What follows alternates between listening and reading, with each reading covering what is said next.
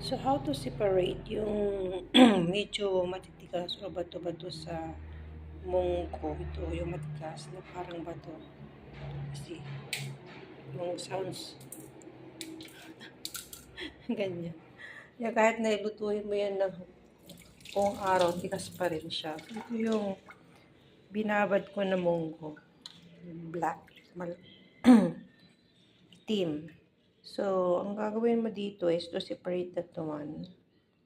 Ibabad mo siya ng whole day, tapos ganyanin lang. Iganyan mo lang siya. Para yung mga matitigas na parang bato na munggo, pupunta sa baba. Babad muna ha, kasi magiging light yung pag nababato, magiging light yan siya. It will become lighter. So, pag shake mo ng ganyan, tapos, dami ko na natanggal, o yan, dami nagtapon. Bigay ito ng ng mother-in-law ko. Yung tubig, itim kasi dahil sa black beans nga. Ngayon, naging na siya, naging green na siya. Tingnan mo. So, ganyan. Pag nagawa mo na yan, tanggalin mo na yan. Yung nasa taas. So, titignan mo.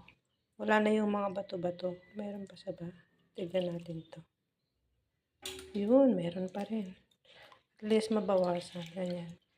So, pag nahirapan ka lang, kung 1 day is not enough, pwede pa rin 1.5 day. Pero wala na siya masyadong sumasama. O, tignan yan. Malinis na siya. Meron pa siguro pa isa-isa, but not many. Konti na lang. So, pupunta kasi sila sa baba kasi medyo mabigat siya. Parang bato nga. Yung mga matitigas. Yan. So, if you're going to look, malinis na siya. Wala na siya mga bato-bato. Kasi yung mga bato-bato, maliliit. Hindi siya mag-expand. Like this one. Pag nababad na, mag-expand talaga siya. Diba? Unlike the other one. So, yun. Yung natapon ko na, yun. Nasa baba talaga siya. It stays on the bottom of the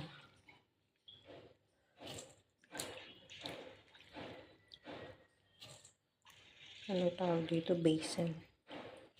Yan. So, malinis na siya. O, tignan niya. Separate na yan siya. So, ayan. Tinanggal ko na yung mga nasa taas. Opro na yan siya, diba? So, konti na lang yung naiwan. So, if you're going to see, tignan niya. Yan yung itim. Yan yung mga hindi talaga nabababad. Yan yung parang bato. So, nagsisiparate siya. O. Lumulutan yung mga nababad nila sa taas. Tapos yung hindi nababad, nasa baba. Oh. Kung mayroon pang nahalo, na lang, manual na lang. Konti na lang naman siya. Or itapon na lang. Yun, nasa taas. Oh. Ayan lang siya. So, madami pa. Naiwan. Second round na to siya. Yan o, pupunta sa gilid yung mga nababad na. Yan lang. O, diba? Separate na siya. So, yan o. Dahil pang naiwan.